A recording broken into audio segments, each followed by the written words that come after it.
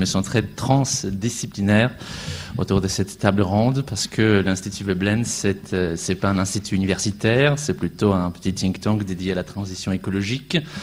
Et que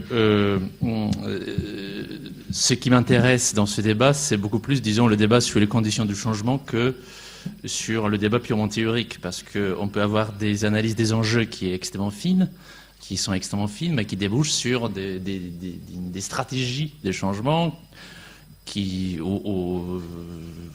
consistent à écrire le 150e article, etc.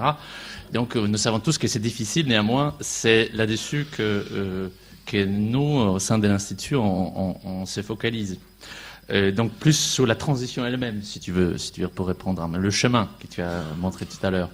Alors, d'une certaine façon, ce que je veux dire, effectivement, est largement substituable, comme on pourrait prendre le mot, à ce qu'a dit Jean-Louis. Je veux le faire un peu plus rapidement, j'espère, et moins techniquement aussi. Je pense que la question qui est sous-jacente à tout ce thème, c'est déjà en quoi les outils économiques, dans quelle mesure les outils économiques peuvent nous aider à faire entrer notre modèle économique dans les limites de la planète. Alors je pense, sans surprise, je dirais évidemment que oui, ces outils peuvent nous aider, mais à certaines conditions qui sont assez nombreuses. Donc la liste, je vous ferai 4 points, mais c'est pas exhaustif. Le premier point, je pense qu'il devrait être très clair à ce moment, c'est que les limites planétaires en question doivent être mesurées avec des données physiques. Il y a beaucoup de modèles pour ça. Personnellement, moi, j'aime beaucoup le modèle développé par un Suédois, Johan Rockström, à Stockholm Resilience Center. C'est le modèle de 9 limites planétaires que vous pouvez trouver en ligne, qui résume assez bien, à mes yeux, les enjeux. En tout cas, c'est ça les points de départ, c'est ça la carte de navigation, et la traduction ou la conversion éventuelle en termes monétaires, ça vient ensuite. Évidemment, on ne va pas montrer comment ça doit marcher.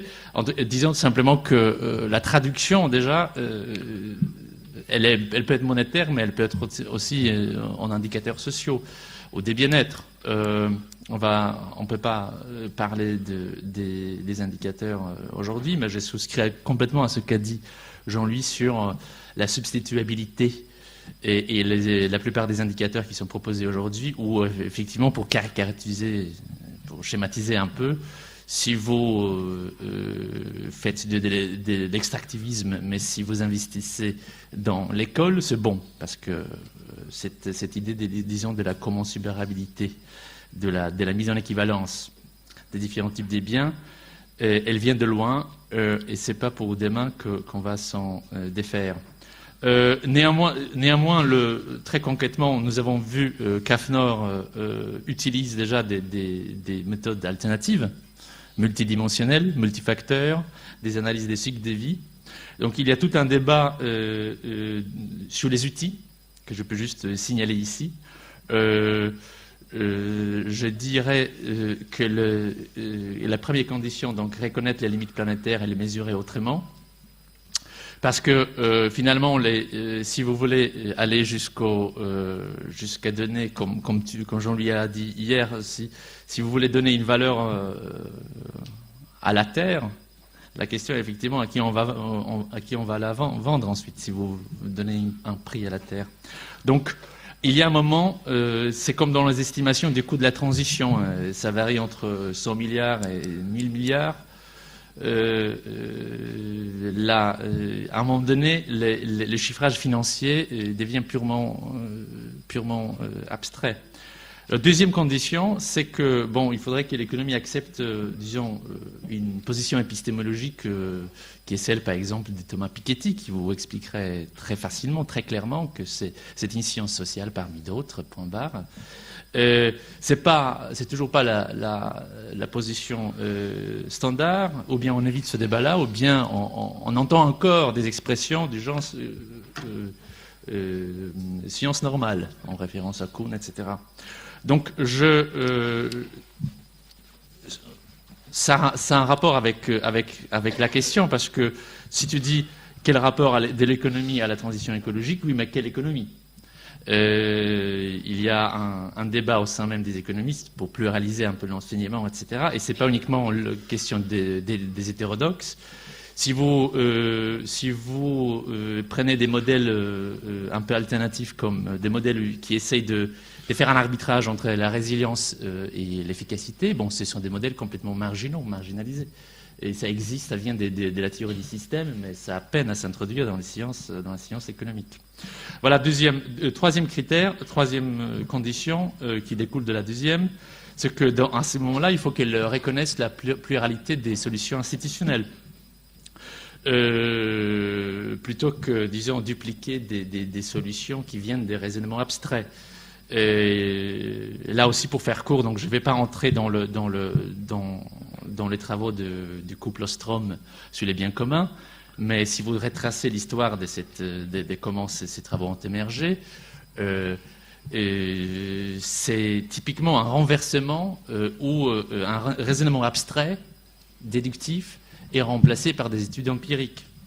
Et c'est davantage de ça que nous avons besoin, et notamment à l'échelle des territoires. Alors, le quatrième, je passe sur la substituabilité, effectivement, qui elle aussi vient de la substituabilité des facteurs, donc c'est encore une abstraction qui est maintenant appliquée à la nature. La quatrième condition, c'est que, mais elle est la plus générale, c'est que de toute façon, ces outils économiques doivent s'inscrire dans une vision plus large, parce qu'il y a une théorie du changement, disons, implicite, qui consiste à confier tout cela au couple expert-politique.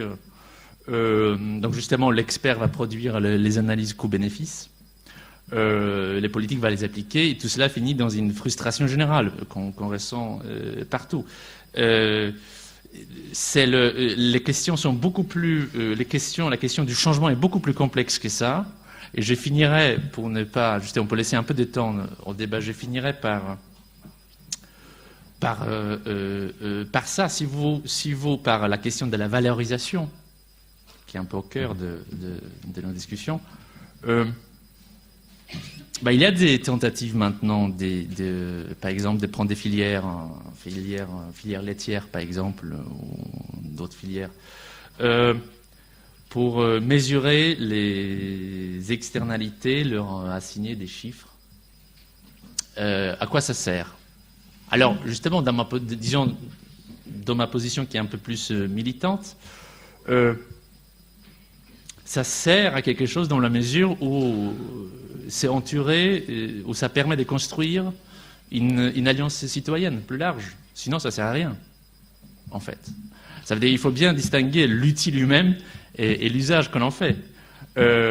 Or, justement, le raisonnement abstrait va produire des outils après outils, ou rapport après rapport.